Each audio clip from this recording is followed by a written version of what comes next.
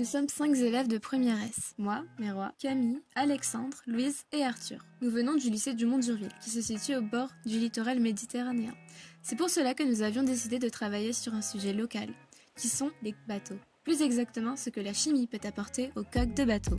Cela nous a amené à nous demander comment on peut protéger les coques des bateaux tout en respectant l'environnement.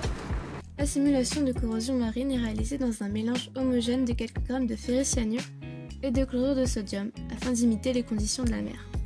Ensuite, dans des boîtes de pétri, nous avons recouvert les métaux utilisés pour les coques de bateau de cette solution. Plusieurs jours plus tard, on déduit qu'il y a eu oxydation grâce aux couleurs apparentes.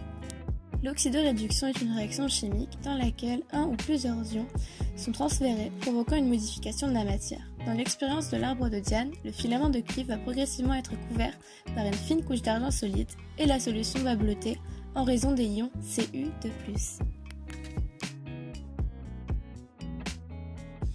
Cette visite nous a permis de nous rendre compte de la grande toxicité d'un des produits très présents dans les coques de bateau, le styrène.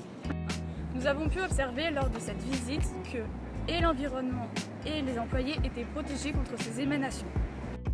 Suite à nos recherches et expériences, nous avons décidé de sensibiliser notre entourage des effets bénéfiques de la chimie pour la mer Méditerranée, principalement les secondes qui choisiront bientôt leur orientation. Ainsi, les secondes ont pu être sensibilisées aux potentiels dangers de celle-ci et aux mesures de sécurité que nous pouvons mettre en œuvre pour se protéger et pour protéger l'environnement. En conclusion, les expériences menées ont bel et bien permis de constater les progrès que peut apporter la chimie à notre quotidien et plus particulièrement aux coques de bateau.